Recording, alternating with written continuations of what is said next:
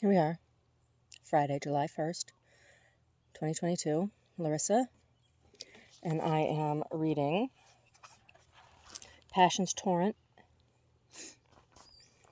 an original work of fiction by Larissa DeRoog. All rights reserved, 2019. Larissa DeRoog. Chapter 3. Corn and Tony. Baby, I told you. Towels, drawers, socks, and undershirts in this hamper. Everything else goes in this one. Tony angrily pulled a wool sweater out of the towel hamper and flung it at Corn's bare feet. Shit, babe, I'm sorry. We were both a little lit last night. If I remember correctly, you tried to eat a Butterfinger with the wrapper still on, Corn retorted. Fuck you, like you ain't never been that hungry. Besides, I saw you put this in here this morning, not last night, so you can't just shove a Butterfinger up your ass. If I shove a Butterfinger up my ass, you best eat it out of there. Tony breathed heavily a couple times, rocking back and forth on her feet. Corn got a little nervous. She outweighed him by at least 75 pounds. Tony read Corn's thoughts on his face and began to laugh. So tough, driving a tank, and now here you are, afraid of little old me. Corn approached his wife and wrapped his arms around her as much as he could. Her tits were up under his chin. Large as Tony was, she liked wearing platform shoes. Her podiatrist kept telling her she had to drop a few pounds or stop wearing the stupid things, but no one told Tony what to do. Baby, there ain't nothing little about either of us. And he stuck his face between her gigantic breasts and blew a long, hard motorboat. Tony squealed with delight, stomping her feet. Let's do this, she said, and grabbed a Butterfinger that was sitting on a nearby table and ran into the bedroom with Corn following her like a puppy. The bedroom was disheveled. Tony didn't like making the bed, and Corn wanted to change the sheets and just hadn't gotten to it yet. Corn pulled the belt from his jeans and snapped it on the bed. Leaving her shoes on, Tony pulled her dress over her head and took a running jump onto the bed, slapping the candy bar on the nightstand. The candy cracked in half. You don't really expect me to shove that up my ass, do you? Corn asked pensively. Of course not. When have you ever known me to eat shit? Tony answered. Nodding toward her candy bar, she added, That's just dessert. Now come on over here and get this oyster while it's fresh. The hands of the clock on the wall across from the bed had been stuck at 10:15 for over a year now. Every time Corn looked at it, he thought of that early Cure song, 10:15 on a Saturday night, and the tap drips under the strip light. And I'm sitting in the kitchen sink. Rolling over onto his left side, he gazed at Tony, who had also been looking at the clock. She turned her round face toward him and finished his thought out loud. And the tap drips, drip, drip, drip, drip, drip, drip, drip, drip, drip. Tony opened her mouth wide and laughed, her whole body laugh. Corn could see some Butterfinger still stuck in her molars. You know me so well, he told her. More than him finding her beautiful, more than him buying her gifts, more than all the fancy pants pampering in the world, this is what turned Tony on about Corn. When he told her she knew him. She knew it was true. Tony knew Corn, and Corn knew Tony, inside and out, blindfolded and taste-tested. Tony knew Corn better than she knew herself sometimes, and it made her feel special. No one, not even Corn's plain Jane corn farming mama, knew Corn as well as Tony. Baby, I know you since before I was born. The Lord made us for each other special. Tony was now smiling, while also trying to lick the candy from the grooves in her molars. You know what my favorite part is? Corn asked her. Yeah, but I like to hear you say it. My favorite part is the look on everyone else's face when we're together. Tony howled in satisfaction. Sure enough, that is fun, ain't it? You know what I like best? Yeah, but I like to hear you say it, Corn mirrored back. When we pretend to fight in public just to make bigots uncomfortable. Corn brushed the hair from his wife's eyes gently with the back of his hand. She pressed her mouth to his fingers as he passed over her cheek and lips. What would I do without you? He whispered. Tony heaved herself to her right side to face him. We don't think about that. We're just grateful we're together. Corn picked a candy crumb from between her cleavage and licked it off his thumb. Yes, was all he replied. Tony hoisted herself up and plodded into the bathroom. While she used the toilet and freshened up, she left the door ajar so they could continue to talk to each other. Corn grabbed a pile of folded fresh sheets from the dresser and started to make the bed. So, who this dude you took a trip to the hospital with? Tony hollered from the cavernous tile-covered bathroom. Corn was tucking some corners of the flat sheet at the foot of the bed. Oh, he's just some guy I met at the gym. I used his locker. You used his what? His locker. I've been using it for a couple weeks. Well, how at his locker have you been using it for a couple weeks? He was out of town. Guys told me the day I signed up I was going to have to give it up when he got back. So I was just waiting to see what kind of guy he was, that he had other fellas guarding a sweaty box for him. What? I don't get you guys sometimes. Tony was now using a washcloth to wash her face and wipe between her rolls. Nah, he seems like a decent person, and guess what? What? Tony was now spritzing her wrists with her bottle of Tea Rose perfume. You know about that perfume you taking a bath in there. He got a thing for that Daisy chick. You're kidding, really? He watches a Double D? Does he watch my Mr. Chicken Fingers too? Is he married? Have a girl? Can we hang out together? Double date? Tony was excited. They had only moved to town a couple of months ago, and she hadn't met anyone yet that she was willing to bring home to meet Corn. It was hard making new friends. Tony didn't like hanging out with single women. They inevitably ended up hitting on and hanging all over Corn. Though she knew she didn't have anything to worry about, it was annoying, and she couldn't be friends with anyone she couldn't respect. Plus, the couple intimidated a lot of people with their unexpected pairing. Even Tony's family was still adjusting to the shock. No woman in her family since her great-grandma had ever been with anyone other than a black man. She had been surprised when she had met Corn's family that they seemed to be unfazed by the match. It had been her family that had raised all the uncomfortable questions. They all liked Corn, but at first her mother and sister had been really put off. No, he's not married, but the poor fucker is sick in love. Really? Tony squealed as she emerged from the bathroom, adjusting the waist of her white cotton briefs and reaching for her dress Corn now had folded neatly at the foot of the freshly made bed. Corn was balling up the dirty sheets and stuffing them in the hamper. Yeah, but don't get too excited just yet. He hasn't even met her. What? Wait? What the fuck you talking about? Sick in love with someone he ain't even know, and he got into a bar fight and you had to take him and you had to talk to the cops? This don't sound good, baby. No, it's not like that. I know it sounds crazy, but trust me, the guy is solid. It's just a rite of passage thing. Rite of passage, my foot. If you end up dealing with the cops on a regular basis because of this guy, I don't want nothing to do with him or whatever bitch he's stalking. He's not stalking anyone. Just cool it. He's in love with Daisy. Guys egged him on. It's cool. I mean, he's cool. Oh, well, okay. I can see a single guy being in love with that chick. She got that wholesome shtick down, and her tits are nice. Yeah, it's more than that for him. Well, when's he going to meet her? I don't know if he will. I was going to give his brother a call and see if they sent him home from the hospital yet or not. Why don't you just call him? Because I didn't get his number, just his brother's. Oh, well, I need to get going here. My shift starts in an hour, and that bus is going to take me at least 40 minutes to get there. You can tell me all about it later tonight when I get home. Tony worked for an old Chinese woman who had an ear-piercing kiosk at the mall. It wasn't a ton of money, but it was enough to cover groceries every week. Corn's demolition and construction consulting work was lucrative enough to cover everything else. Plus, he had his settlement, but they had agreed not to talk about that ever again. It had been hard enough taking the military to court, let alone get a payment from them. The missing right testicle and half of Corn's right foot were enough reminder for them both. To see him walk, you'd never guess he had a prosthesis, but dancing was another story, and dancing was how they had met. Why don't you take the MG? I feel like hoofing it today. No, that'd just be asking for it. Kid's been keying cars in the parking lot, and I don't want to tempt him with that cherry red paint. The MG was just like one Corn's late father had when he was a kid. It was the only thing he bought for himself with the settlement money from the trial. Tony smeared a garish orange lipstick across her mouth and stuffed it in her coach bag. Well, let me drive you then. I thought you wanted to walk. I can walk later. I just don't want you to deal with that bus driver again. Last week, the bus driver on the afternoon line that ran between their block and the mall tried to make Tony pay for 2 seats because of her size. Tony had been humiliated. The bus hadn't even had that many people on it, and he had demeaned and berated her in front of a group of high school-age boys, who then taunted her all the way to work.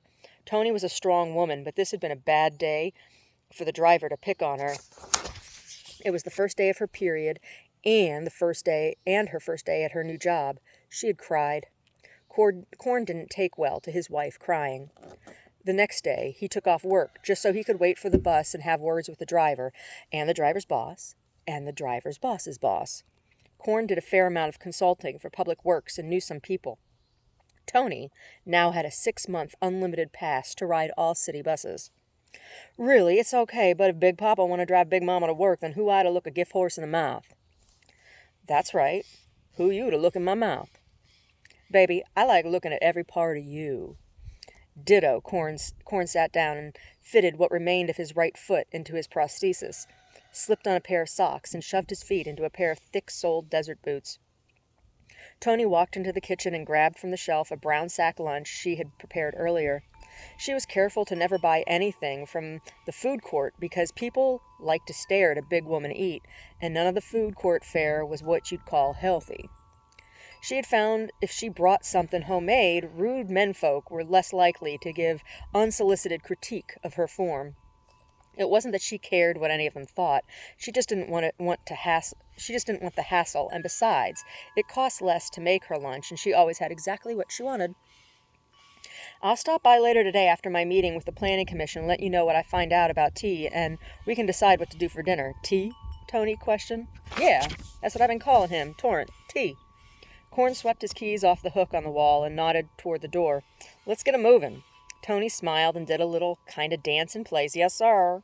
Corn opened the door and ushered her out of her private paradise, through the threshold and into the world. They found the mall parking lot was already packed at 11 in the morning. Sunlight glared off the windshields. Corn dropped the visor of the car. A kid of around 18 or 19, wearing a far too big for him security uniform, was stuffing flyers under windshield wipers. A walkie-talkie hung heavily from his belt loop, pulling his pants down enough to reveal a pair of gym shorts beneath. A belt was pulled tight around his waist, but failed to keep the oversized man pants up. Get a load of that. He looks like he's playing dress-up in his father's hand-me-downs. Corn nodded at the kid as they drove by and pulled up to the curb near the mall entrance. What's the deal here? I haven't seen a mall parking lot this full since I was a kid.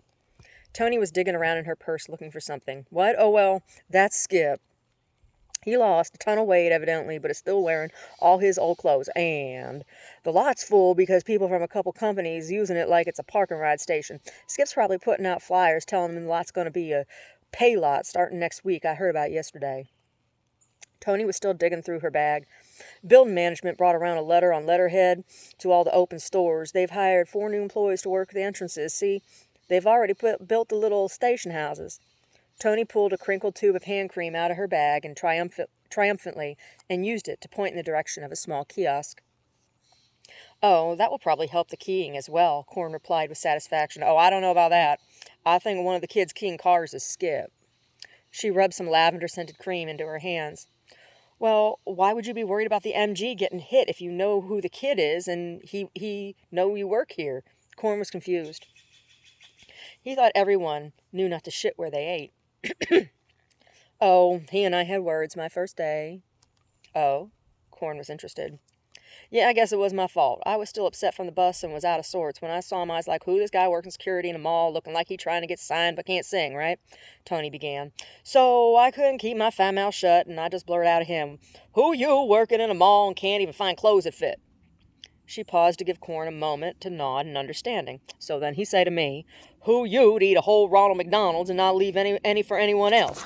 And then I say, yo mama, and he say, bitch, I worked long and hard for 3 years to lose weight enough so these clothes weren't tight and my heart would work. The mall gave me this uniform when I started working here and they refused to give me a new one that fits, so I make do. Tony pursed her lips in slight regret. I felt bad. I wouldn't ask him no favors like watching your car. Oh, Corn said. He reached over and kissed her on her cheek. Tony smiled and kissed him back. Well, have a good day. I'll stop by around 4 and maybe just walk some laps until your shift is done at 5. Then we can decide on dinner. Okay, sounds good. Tony got out of the car and Corn watched her disappear behind the 20-foot tall tinted glass doors. Then he drove over to where Skip was angrily stuffing flyers under windshields. He stopped and rolled down his window next to the kid. Hey, you Skip? He said in the most friendly voice he could offer. Who wants to know? The gangly youth replied. I'm Corn, Tony's husband. Skip started laughing uncontrollably, dropping the remaining stack of flyers on the ground where they scattered. You're Tony's husband? Of course, makes perfect sense. Tony would be married to a man named after pig feed. Corn put the car in park and turned off the engine. Skip stopped laughing and started to awkwardly gather the scattered flyers at his feet. Now that was uncalled for. I know my wife was less than polite to you, but I just wanted to let you know she had a really bad morning and that wasn't really the way she is. She feels bad, and I like her to feel safe.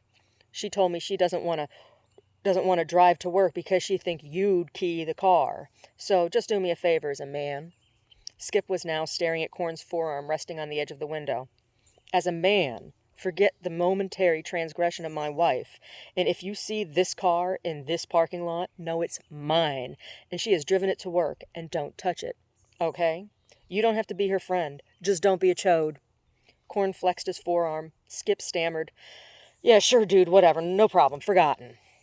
Corn simply replied, "Cool," then rolled up the window, started the car, and drove off. Parking was limited in front of City Hall. Luckily, the Planning Commission had given Corn a temporary pass so he could park in a city employee-designated spot. There were 2 remaining. He slipped his car in between a utility truck with city logo on the sides and a late-model ice blue Toyota Camry with government plates and pulled out his phone. He still had an hour before the meeting. That should be enough time to check up on tea and grab a coffee. Now, what had his brother's name been again? He scrolled through his contacts trying to jog his memory. There it was, right after his cousin Kimmy. Kodo. He'd have to remember to ask Torrent what the hell that one meant. He hit send and listened to the ring. Kodo picked up after 4 ringtones. Corn was relieved. He never left messages. He only liked to speak to living, breathing people, so voicemail didn't count. "Yeah," Kodo answered. "Hey man, it's Corn. Is this Kodo?" "Yeah, dude, how you doing?" "Decent, how's T?" "Torrent, he's better. I just talked to him. Said his eyes are focusing properly again." "Well, that's good." "Yeah, I guess. I'm on my way to go pick him up. I'm glad you called. Where'd you say his car was parked? You busy?" "He's not supposed to drive for a couple days, and it'd be great to have a hand picking up his car." "Man, I'm sorry. I have some business I'm about to take care of, and I don't know how long it's going to be. I can't make it right now." "That's cool. We could do it later if it's not a big deal for you." It's right in front of Duke's on 5th. I could probably do it later, but don't T have other friends you could call right now? I wouldn't want to leave his ride in that hood as long as it's been there already." "Shit, I know. Tor's kind of been a loner since the Cora thing, and after yesterday, I'm not about to ask any of those dicks down there to help." "I see. Well, you might want to do a drive-by to check on it and maybe move it if they haven't already put a boot on it." "Shit, I hadn't even thought of that. Can I text you?" "No, don't text. I'll call you back when I'm done here and see where you at." "Cool, bye." "See ya." Corn hung up the phone and shoved it in the pocket of his 501s. He secured a club on his steering wheel, grabbed his messenger bag and sunglasses, and exited the vehicle. He was always cautious with the car. He didn't believe in having more than one car if at all possible after what he saw in Iraq and Kuwait and Israel and Afghanistan and Iran and Dubai and the city would always be the city. A patrol car passed by as he locked the car and headed toward the doors of the city hall. This city hall was a lot different than City Hall in Corn's hometown. It was multi-floored and surrounded by other multi-floored buildings. Almost every part of the city was different than the rural town where Corn had been born and raised. One thing, however, was the same: people. Growing up on a farm, Corn understood in a very visceral way that human beings were only slightly different from animals. And if there was one thing he had learned from his travels with the military, it was that cities, on no matter what continent you found them, were nothing more than people ranches. To Corn, rural folk were like wild animals, suburbanites were like house pets, and city folk were like livestock. Of course, there were also hillbillies, mountain folk, gypsies, and natives, but they were more like mythical and endangered species. No one really knew anything about them, not even scientists. These people were even more stereotyped and fantasized than black folk. Corn and Tony shared this reckoning. They had discovered this on the dance floor 10 years earlier. 10 years ago, Corn had been stateside for a family visit in R&R after his first tour in Iraq. It had felt strange to him touching American soil after having killed another human being for the first time, and not just one. Growing up on the farm, he was accustomed to the sight of blood. His family's cash crop was corn and sold to Valero, but they also had a sizable kitchen garden and produced and consumed their own poultry, eggs, and dairy as well. Once he turned 7, Corn's mama always sent him to choose and kill the chicken for Sunday dinner. The first time had been very hard for him. He was the one who had been in charge of feeding the family chickens and gathering their eggs. This task required the chickens trust him, and they did. He was their friend. Corn brought the chickens cracked corn and gravel. Corn washed out the water dishes. Corn raked the chicken manure into the compost and spread fresh hay. On his 7th birthday, Peggy informed Corn of his new duty. When he had cried, she told him to put himself in the shoes of Judas Iscariot and consider where he'd be as a Christian if Judas hadn't done his job. It was the same reasoning he had used when he wiped the blood from the brow of his first hand-to-hand kill in the desert. The chickens had forgiven him, but they had never forgotten his betrayal. After his first chicken kill, he knew it was what they were clucking about every time he entered the coop. The pitch of the sound they made was different, sharper. It cut him, but eventually he had grown an emotional callus that was able to deflect the sting of the wound somewhat. None of them would come sit on his knee anymore, but they did allow him to check them for infirmity. He was in a similar point of personal development when he and Tony collided. Tony was a self-proclaimed military brat. Her father had been a conservative and joined in reaction to the Black Panther Party. The Jacksons were not related to Michael Jackson. Tony's mama had done genealogy, just to make sure. Tony's daddy had passed away when she was 15. He had been volunteering, helping to remove landmines in Vietnam. He had officially retired from the military the year before and promised the whole family they wouldn't have to move ever again. Tony remembered sitting at the kitchen table with her mama, Sister Tanya, Brother Anthony, and her daddy that Valentine's Day. He explained that they were now exactly where they always wanted to be, together in a house where they could stay until they died. Everyone was safe, and he was never going to war again. Tony's mama started to cry, and Tony had been confused because she could tell they weren't happy tears. Then her daddy surprised her. He said he regretted having gone to war.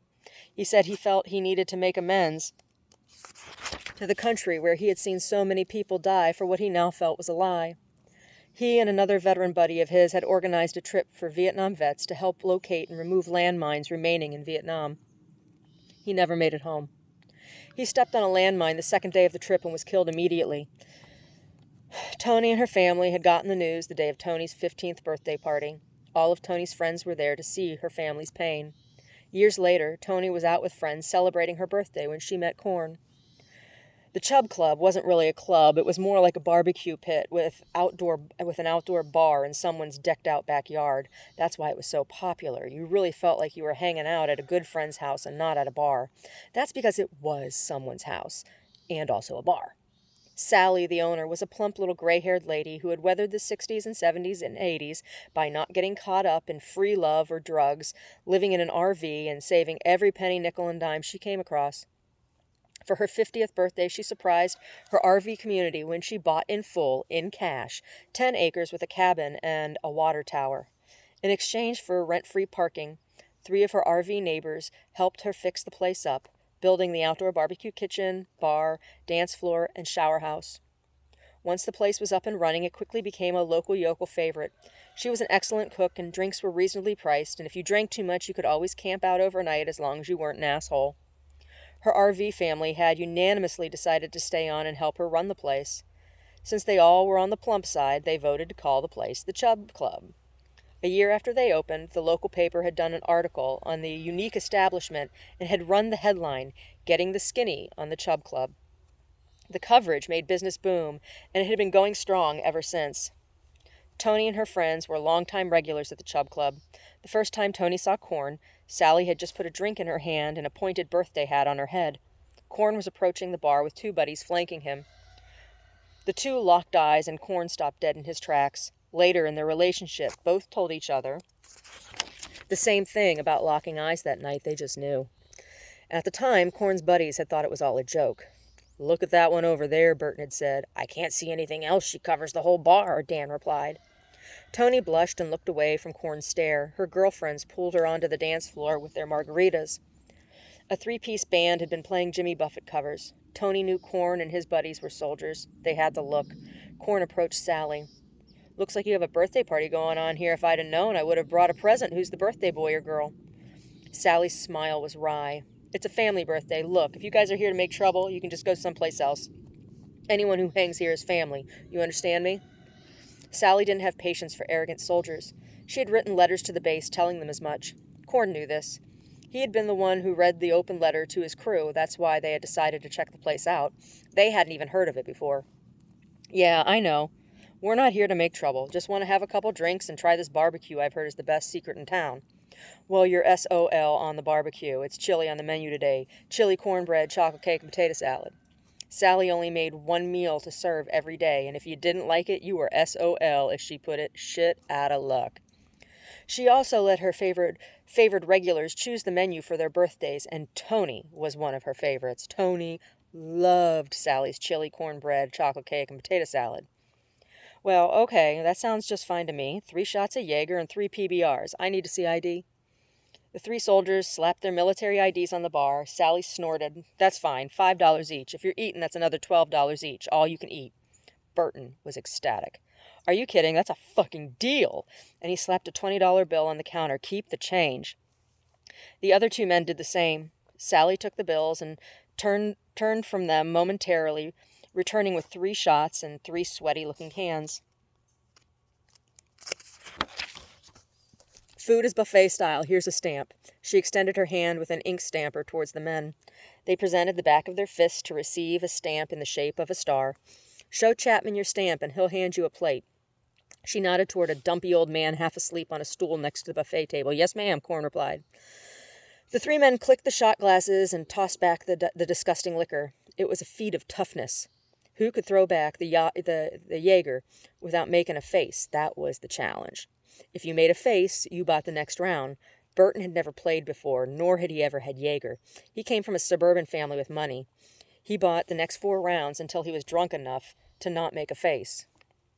After the shots and a bowl of Sally's chili, the fellows were on the dance floor, whooping it up and drinking their beers. Corn bumped into Tony. Excuse you, she had said. Excuse me, excuse yourself, he had replied, and it was on. Now how you going to talk to a lady like that on her birthday?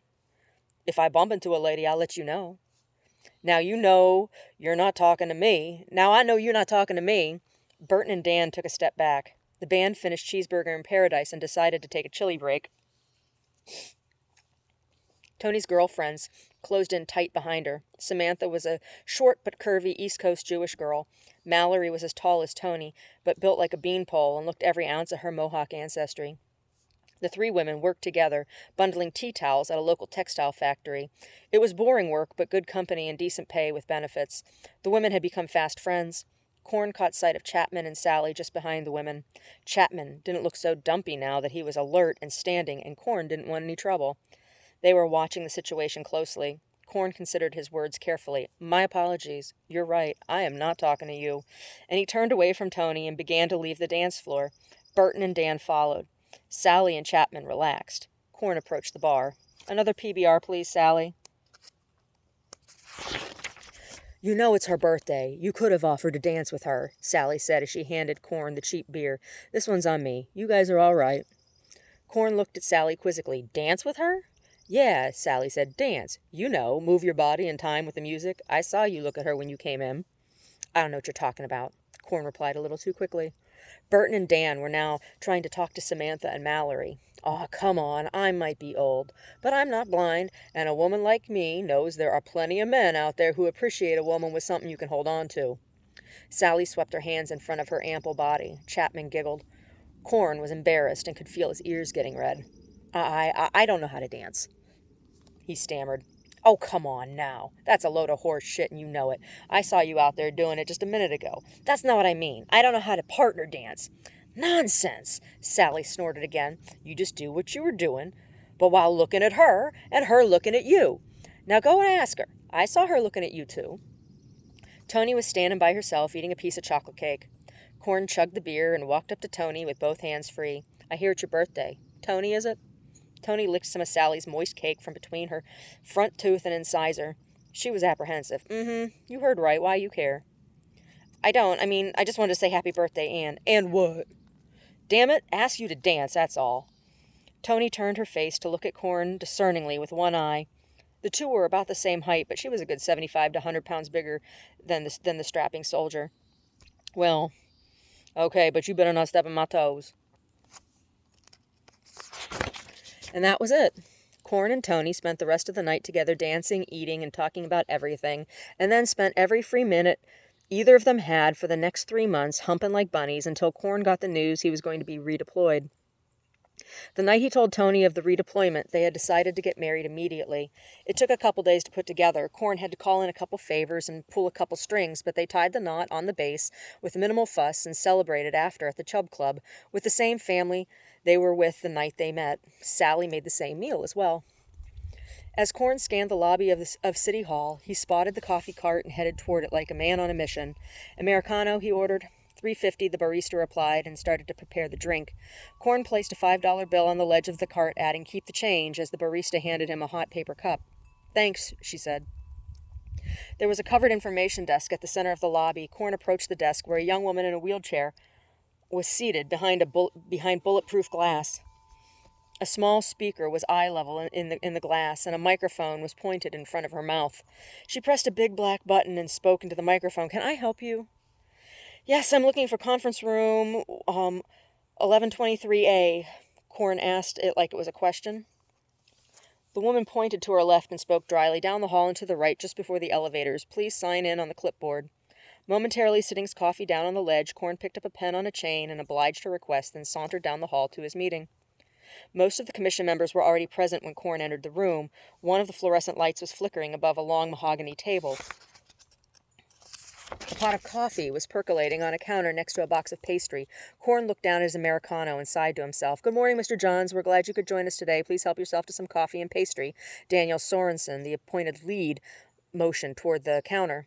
"We'll give Trent and Victor 5 more minutes to get here, and then we'll start with or without them." The Planning Commission was a special council appointed by the mayor and was technically a volunteer position for the city employees. Everyone on the commission had other jobs in other departments. Trent Ellis was from Public Works, and Victor Coronado Esquire was from the city attorney's office. They were always late. Madison Dogren was from Parks and Recreation. Officer Sid Conway was from Public Safety, and Danielle was Mayor Edelstein's executive assistant. Corn was the only one receiving payment for working on this project. He was an independent consultant the city was growing fond of calling upon. He had come highly recommended. Corn chose a generic-looking croissant and sat down at the table. As he rifled through his messenger bag for his notebook and pen, the lawyer and civil engineer burst into the room in an animated conversation. "I told you, I need a work order with a pay code to do that. They're really cracking down on that shit, and I can't afford any more points in my file this quarter. That shit eventually pulls money out of my check. I don't care if you are from the city attorney's office. If nothing else, you should know better then," Trent was saying to a red-faced Victor. "Fine, but you just remember this the next time your sister has a warrant issued for too many parking tickets again." "Shit, I should have known you'd throw that in my face. You make me sorry I ever asked. For the record, she's got a 4.0 right now and is looking at med schools." Danielle was not amused. She cleared her throat in an overly exaggerated way and pointed to the clock. "Look, guys, this meeting is scheduled to be no more than 45 minutes. All of our time is precious around here." Victor took a seat to the right of Corn and knocked over what was left of Corn's Americano. Corn scooped up his notebook just in time, but the pile of agendas Danielle had sitting in the middle of the table did not fare as well. Victor started to apologize, but Danielle just shook her head in annoyance and sighed through parted teeth. "Victor, you're such a jerk sometimes." "Let's not start with the name-calling, Danielle. None of us really wants to be here today," Victor replied. Trent was now extremely irritated. "Fuck you, Victor. Speak for yourself. My department is counting on these meetings for this project." Corn was a little surprised. He had never seen Danielle agitated before. The impression he had from the last 3 meetings was that she was quite the stoic. Danielle was now throwing the spoiled agendas in the trash and wiping her hands on a wad of napkins. Victor got up and poured Corn a fresh cup of coffee. Corn graciously accepted. As he settled back into his seat, Danielle started the meeting. "Victor, will you please act as secretary for today's meeting?" Victor nodded in agreement. "Good. So I have the agenda on my laptop. I'm going to project it on the screen." Trent got up and turned off the lights so the projection would be more visible. Corn was grateful for the flickering of the fluorescent lights to stop. Danielle continued, "Thank you, Trent. Now, as you can see, we have 3 orders of business. Since we are starting late and can all see we are present, let's skip roll call and just let the record for today reflect the commission is present in entirety. So, next, Trent is going to report briefly on his department's concerns and issues with the retrofitting of all the brick and mortar structures in city parks. Trent?" She turned to Trent, who appeared to be taken off guard. "Was I supposed to have something formally prepared?" he asked embarrassedly. "It would have been nice. But no, just tell us what you have to say." Danielle tapped her long manicured nails on the table. Oh, well, last month we lost 3 more guys to retirement and had to fire another, so I'm down 1/16 of my force. That might not sound like a big deal to you guys, but that's one entire crew, and we have 16 parks to look at, each with at least 2 structures. 5 of the structures are multi-level, and one of them is 5 or 6 stories tall. 4 of the building's foundations are cracked so badly we've been forced to close them for public use, and it has been leading to lots of other problems, including squatting. No one from finance wants to hear about it, but I believe at least one of those buildings is going to need to come down completely at this point. It's been closed for over 8 years now and is a mess. The foundation crack spiders the entire east wall. I need a second opinion, consultation, and evaluation on each structure to submit for budget approval, and I need to hire 4 new employees ASAP. Trent stopped and took a bite of stale-looking bagel. Corn had been scribbling notes furiously and now chimed in. That's why I'm here. All I need is a list of all the sites you want evaluated, and if there's a specific form I need to use, that would be great too. Trent relaxed a bit. He had only met Corn once before, but he trusted him right away. Most people did. Well, they are all listed on the city website. Each park has its own page, Danielle offered. Corn pursed his lips. You mean you can't offer me a list of addresses? I will bill for any extra time I need to spend doing web research. I need to know which sites have which buildings. Really, it would be easiest if you could email me a list of longitude and latitude coordinates and I can just pin a map. Corn told Danielle. She was visibly annoyed. Pin a map? Are you kidding? Madison interrupted her inane chastisement of Corn. I don't have coordinates, but I do have a comprehensive map that has all the parks and structures marked already along with gas, electric, and water and sewage lines. I can get you a copy of that. It's like a book, a binder, actually. All the members nodded in agreement. Officer Conway added, I can have a car company when you go. Some of the sites are pretty sketchy and are surrounded by encampments. Danielle was now more like the woman Corn had previously met. Thank you. That's all very productive. Madison slid a business card across the table to Corn. Stop by my office tomorrow afternoon around 1. I'll have my assistant run off a copy for you. Corn took the card and offered her one of his as well. Call me once you have a chance to look over the maps, and we can schedule an escort for you. Officer Conway handed Corn a card, too. That's my personal line. Please don't share it with anyone else. Corn nodded in understanding and offered his card in return. I guess my agenda was unnecessary. If no one has any additional questions or comments, we can get out of here now. Mr. Johns, I do have a form for you to use. I will email you a PDF file. Please use 1 form per structure. Danielle turned to Victor, who was just putting the cap back on his pen. Please type your minutes and email them to me by the end of the day. Yeah, I'll have Stephanie get them to you. Stephanie was the current intern Victor was fucking. Everyone knew, but no one said anything because she seemed to be okay with it and she still got her work done. The truth was, Victor should have been fired, but he had tenure and was good at paperwork. Corn thanked everyone and backed out of the room while the others chatted and bickered over other unrelated city business.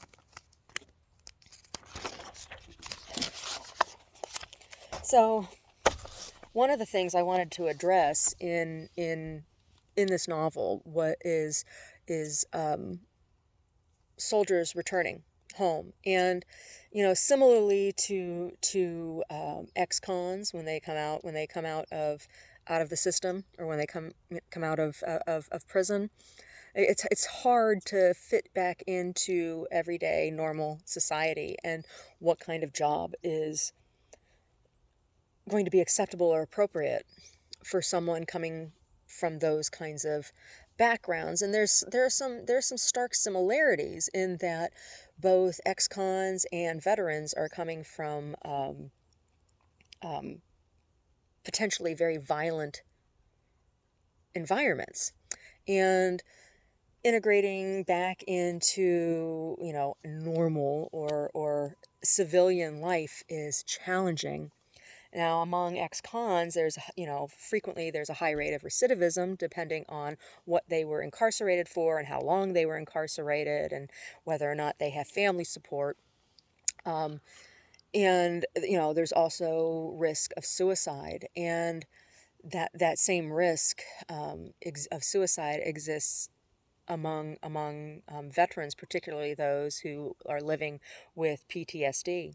And adding to that the layer of prosthesis that the character Corn is dealing with and having to integrate into normal or civilian life,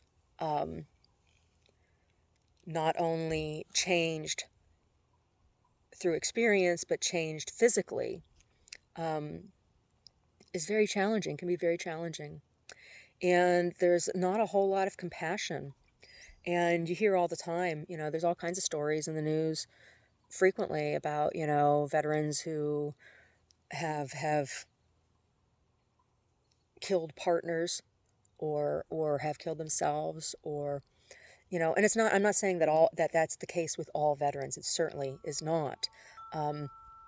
However, there is a high rate of that, and there is very little patience, you know. And I think about both of my grandfathers, after World War II, and in particular my pappy. Um, my grandmother shared more with me about his life, and he shared more with me about his experience than what my dad's father, my pappers, did when it came to war. My rhubarb black tea. It's good. But my pappy, um, he had pretty severe PTSD for a very long time, and even in his old age, he had among other things, he had a Bronze Star. My pappy had been awarded a Bronze Star for his service at the battle, particularly specifically at the Battle of the Bulge. Um, my pappy he had a Luger that he had taken off of a Nazi officer that he had killed with his bare hands in hand-to-hand combat. And when my dad's mother had her stroke and was first going into nursing care, I went back to Pittsburgh and I stayed with her for a month. And part of that time, I stayed with my other grandparents while she was, in her first tier of nursing care. My grandparents were, my mom's parents, my pappy and Annie Mum were living in an apartment. And some family member, I won't name names, but I think they know who they are, had come to visit shortly before I had come into town and had taken a bunch of family photos from my Annie Mum, a big box of family photos that was under the bed, and my pappy's Luger. And my pappy discovered that the Luger was missing when I was there. And he had flashbacks for a week. For a week.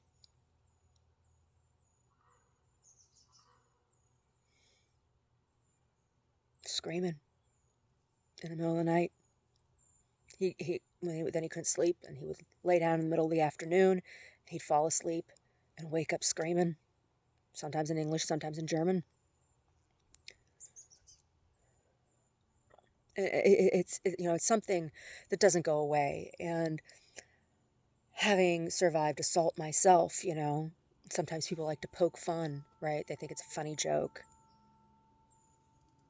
Sometimes things happen, and I have the wherewithal of knowing it's like, okay, that's triggering a memory that's uncomfortable, but I'm aware that nobody's doing it on purpose. But when it's on purpose and people are doing it to try to get that reaction out of you, it's cruel, it's mean, it's abusive. And I was very, very angry with this family member when my pappy found that gun was missing.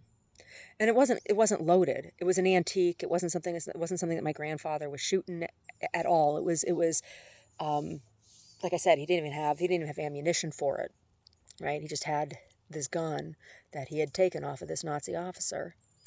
And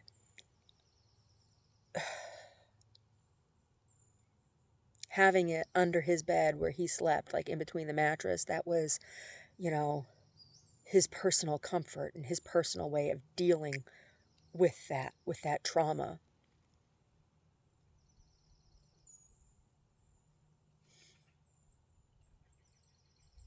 So I wanted to be compassionate when presenting the character of Korn for that reason. It was personal. It was very personal.